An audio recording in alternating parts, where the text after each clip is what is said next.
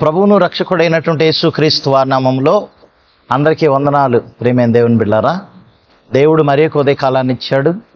ప్రతి ఉదయమున ఈ రీతిగా మనము వాక్యమును ధ్యానించుకుంటూ ఉంటున్నాం. భక్తులు చేసినటువంటి విజ్ఞాపనల గురించి మనం నేర్చుకుని ఉంటున్నాం. ఇంతకుముందు దానియేలు, నెహెమ్యా చేసిన ప్రార్థనల గురించి వివరించుకుని ఉంటున్నాం. ప్రియులారా, అసలు విజ్ఞాపన అంటే ఏంటి అని మనం తెలుసుకున్నాం. ఈరోజు ప్రత్యేకంగా రోషం కలిగిన భక్తుడు ఒక ఆయన ఉన్నాడు. ఆయన ఏలియా. మనకందరికి తెలుసు, ఏలియా ప్రార్థన చేసినప్పుడు ఆకాశం నుండి అగ్ని దిగి వచ్చినట్లు మనం చూస్తాం. ప్రియమైన దేవుని బిడ్డలారా, అలాంటి గొప్ప భక్తుడు చేసినటువంటి ప్రార్థనను మనము ఈరోజు ధ్యానించుకుందాం. యాకోబు రాసిన పత్రిక 5వ అధ్యాయము 17వ వచనం చదువుకుందాం. ఏలియా మన వంటి స్వభావము గల మనుష్యుడే వర్షింపకుండునట్లు అతడు ఆసక్తితో ప్రార్థన చేయగా 3.5 సంవత్సరముల వరకు భూమి మీద వర్షింపలేదు. 18వ వచనం, అతడు మరలా ప్రార్థన చేయగా ఆకాశము వర్షమిచ్చెను, భూమి తన ఫలము ఇచ్చెను. ప్రియమైన దేవుని బిడ్డలారా, చూడండి, ఒక సృష్టి ఒక సామాన్య మానవునికి లోబడ్డాదంటే, ఒక మానవుడు దేవునితో సాన్నిధ్య సంబంధాన్ని కలిగి ఉన్నప్పుడు దేవుడు అతీతమైన శక్తిని ఇస్తాడు, ప్రతి విశ్వాసికి ఇస్తాడు. ఎందుకంటే యాకోబు ఎందుకు గుర్తు చేస్తున్నాడంటే, మన వంటి స్వభావం గల మనుష్యుడే అంటున్నాడు ఏలియాను. ఎందుకు అంటున్నాడంటే, ఇక్కడ ఏలియా ప్రార్థన విన్న దేవుడు మన ప్రార్థన కూడా వింటాడు అనేది ఇక్కడ తెలియజేస్తూ ఉన్నాడు. ఇక్కడ కాంటెక్స్ట్ సందర్భాన్ని మనం గమనించినట్లయితే, ప్రియమైన దేవుని బిడ్డలారా, 2వ రాజుల గ్రంథం 17వ అధ్యాయంలో ఆహాబ్ అనే రాజు ఇశ్రాయేలీయులకి రాజుగా ఉన్నాడు.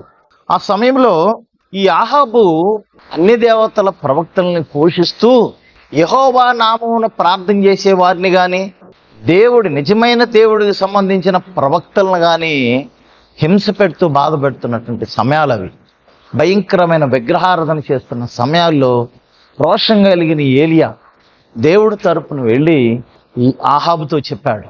17వ అధ్యాయంలో 1వ రాజుల గ్రంథం 17వ అధ్యాయం మనం చూసినట్లయితే, ప్రియులారా, 1వ వచనం, అంతటా గిలాదు కాపురస్తుల సంబంధియును తిష్పీయుడును అయిన ఏలియా అహాబునొద్దకు వచ్చి, ఎవని సన్నిధిని నేను నిలువడి ఉన్నాను, ఇశ్రాయేలు దేవుడైన ఆ యెహోవా జీవముతోడు నా మాట ప్రకారము గాక ఈ సంవత్సరములలో మంచైనను వర్షమైనను పడదని ప్రకటించెను.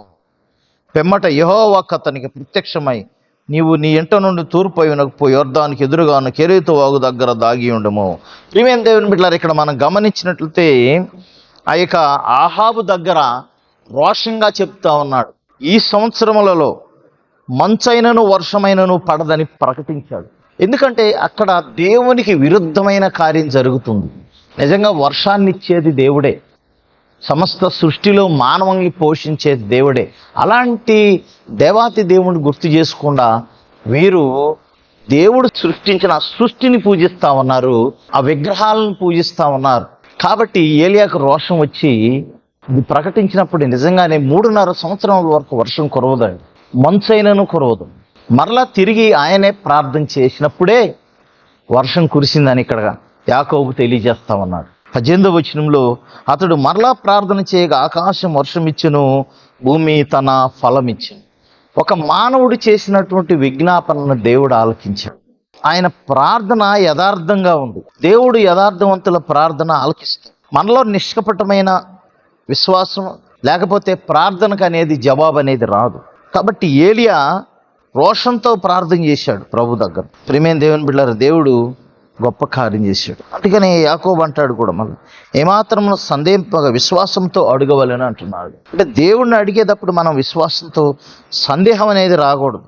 ఏలియా విజ్ఞాపన చేసినప్పుడు దేవుడు గొప్ప కార్యం చేశాడు. మరి ఒక ఉదాహరణ మనం గమనించినట్లయితే, ఈ రాజుల గ్రంథంలోనే ఈ 18వ అధ్యాయంలో మరి ఒక విషయం ఉంటుంది. ఏంటంటే, ఈ బయలు ప్రవక్తలని చెప్పుకున్నాం కదా మనము, ఈ 850 మంది బయలు ప్రవక్తలు. ఈ బయలు ప్రవక్తలకి ఏలియాకి ఒక పందెం వచ్చింది.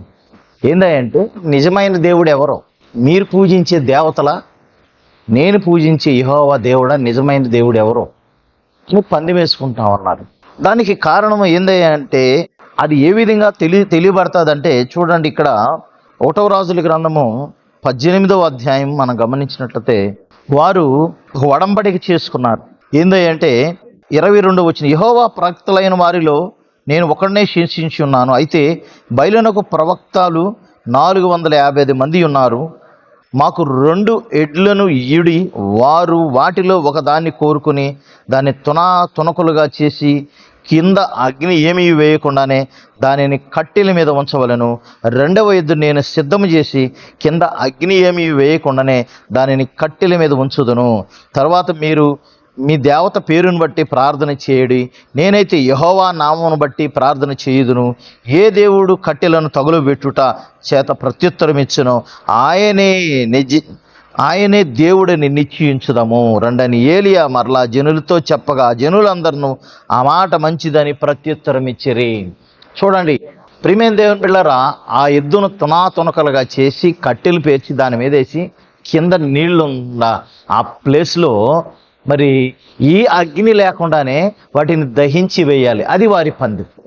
అట్లా ఏ దేవత, లేకపోతే యెహోవాయే దేవుడా, వారి బయలు ప్రవక్తల దేవతల, ఎవరు చేస్తే వారు నిజమైనటువంటి దేవుడిగా ఇక్కడ ఎంచబడుతుందని వారు పందెం వేసుకున్నప్పుడు ప్రియులారు జరిగినటువంటి కార్యం ఏంటంటే, వారు ఎంత ప్రయాసపడినా కానీ ఆ అగ్ని రాలేదు, అవి కట్టెలను కాల్చలేదు, అవి దహించి వేయబడలేదు. ఏలియా లేచి ఎప్పుడైతే ప్రార్థన చేశాడో ప్రియమైన దేవుని బిడ్డలారా, 36వ వచనములో ఉంటుంది. 1వ రాజుల గ్రంథం 18వ అధ్యాయం 36వ వచనంలో, అస్తమయము నైవేద్యం అర్పించు సమయమున ప్రవక్తగా ఏలియా దగ్గరకు వచ్చి ఇలాగ ప్రార్థన చేశాను. యెహోవా అబ్రహాం, ఇస్సాకు, ఇశ్రాయేలు దేవా, ఇశ్రాయేలు మధ్య నువ్వు దేవుడివై ఉన్నావనియు నేను నీ సేవకుడై ఉన్నాననియు ఈ కార్యములన్నీ నీ సెలవు చేత చేసితివనియు ఈ దినమున కనపరచుము. యెహోవా నా ప్రార్థన ఆలకించుము. యెహోవైన నీవే దేవుడివై ఉన్నావనియు నీవు వారి హృదయములను నీ తట్టుకు తిరుగుజేయదువనియు ఈ జనులకు తెలియబడినట్లుగా నా ప్రార్థన అంగీకరించుము అని ప్రార్థన చేశాడు. ప్రార్థన చేసినప్పుడు దేవుడు గొప్ప కార్యం చేశాడు. చూడండి ప్రియులారా, అతడు ఇలాగ ప్రార్థన చేయించుండగా యెహోవా అగ్ని దిగి దహన బలి పశువును, కట్టెలను, రాళ్లను, బుగ్గిని దహించి కందకమందున్న నీళ్లను ఆరిపోవు చేశాను. అంతటి జనులందరూ దాన్ని చూసి సాగిలపడి యెహోవాయే దేవుడు, యెహోవాయే దేవుడని కేకలు వేసి. అంతకుముందు బయలు ప్రవక్తలకు సంబంధించినటువంటి వారు చాలా ప్రయత్నం చేసి విఫలమైపోయారు. కానీ ఏలియా ఒకడు ప్రార్థన చేసినప్పుడు ఆకాశము నుండి అగ్ని దిగి వచ్చి అక్కడ ఉన్న వాటిని అన్నిటిని కూడా దహించి వేసింది, నీళ్లు ఆరిపోజేసింది. ప్రియమైన దేవుని, నిజమైన దేవుణ్ణి రుజువుపరిచాడు యెహోవా. నిజంగా ఆయన ప్రార్థన ఎంత శక్తివంతమైందో చూడండి. కాబట్టి ప్రియులారా, ఏలియా మన వంటి స్వభావం కలిగి ఉన్నాడు, కానీ ఆయన రోషం కలిగి ప్రార్థన చేశాడు. అందుకనే భక్తుడైన పౌలు అంటాడు, పౌరుషం కలిగి, రోషం కలిగి మీరు ప్రార్థన చేయండి, మెలకంగా ఉండి ప్రార్థన చేయండి అంటాడు. కాబట్టి మన శత్రువు అయిన సాతాను మరి మనల్ని గర్జు సింహములాగా మన విరోధి మన మీదకి వస్తూ ఉన్నప్పుడు మనము వాడిని అటాక్ చేయాలంటే ప్రార్థనే అవసరత్వం అన్నది. కాబట్టి మనం ప్రార్థన చేస్తే వాడి కుయుక్తులను నాశనం చేయొచ్చు. నిజంగా సామాన్య ప్రజలైనటువంటి వారిని వాడి కబంధ హస్తాల కింద ఉంచుకుని మరి దేవుని పిల్లల మీదకి రెచ్చగొడుతూ ఉన్నాడు. కాబట్టి ప్రియులారా, అది నాశనం కావాలంటే, ఒక దేశం, ఒక నేషన్ మార్చబడాలంటే ఏలియా లాంటి భక్తులు ఉండాలి. ఏలియాలాగా ప్రార్థన చేసేవారు అయినా మనము ఆ రీతిగా ఉండాలనేది ఏలియాలాగా దేవుడు కోరుకుంటున్నాడు. అది యాకోబు రాస్తూ ఉన్నాడు. కాబట్టి ప్రియులారా, ఆ రీతిగా మనం రోషంతో ప్రార్థన చేద్దాం. దేవుడు గొప్ప కార్యాలు చేస్తాడు. దేవుడి పరిశుద్ధ వాక్యం దీవించిన గాక. ఆమేన్. ప్రార్థన చేసుకుందాం. మమ్మల్ని మిక్కిలిగా ప్రేమించిన ప్రియ పరలోకపు తండ్రి, మీకు వందనాలు చెల్లిస్తున్నాం. సమయాన్ని బట్టి మీకు వందనాలు. ఏలియా చేసిన ప్రార్థన ఈరోజు ధ్యానించుకున్నాం. అవును, రోషం కలిగి ప్రార్థన చేసినప్పుడు, వర్షం లేనప్పుడు, వర్షం వద్దన్నప్పుడు వర్షం కురవలేదు, వర్షం మళ్ళీ తిరిగి కురవాలన్నప్పుడు కురిసింది. అంతేకాదు, ఆకాశం నుండి మరొక కార్యం అగ్ని దిగి వచ్చి అక్కడ ఉన్న వాటిని అన్నిటిని దహించి నీళ్లు ఆరిపోయేటట్లు చేసింది. నిజంగా ఏలియా చేసిన రోషం కలిగిన ప్రార్థన వల్ల గొప్ప కార్యం జరిగింది. ఆ దేశమే మరలా మార్చివేయబడ్డది. ప్రజలందరూ నిజమైన దేవుడు ఎవరో తెలుసుకోగలిగారు. వారు కేకలు వేసి దేవుడిని స్తుతించి కనపరిచారు. ప్రభువా, ఆ రీతిగా మేము కూడా నిజమైన దేవుడనే కనపరచాలి ప్రజలకు. ప్రభువా, అట్టి రోషం కలిగిన ప్రార్థన మాకు దయచేసి దీవించమని యేసు పరిశుద్ధ నామమున అడిగి వేడుకుని ప్రార్థన చేస్తున్నాం తండ్రి. ఆమేన్. మన తండ్రి అయిన దేవుని ప్రేమయు ప్రభువైన యేసుక్రీస్తు వారి కృపయు పరిశుద్ధాత్మని సహవాసం ఇక్కడ చేరి మనకును సకల పరిశుద్ధులకు ఎల్లప్పుడూ తోడే నడిపించును గాక. ఆమేన్. అందరికీ వందనాలు ప్రియులారా. మరే కొదకాలను కలుసుకున్నప్పుడు వరకు దేవుని కృప దయ కనికరం మీ మీద ఉండునుగా. God bless you all. వందనాలు.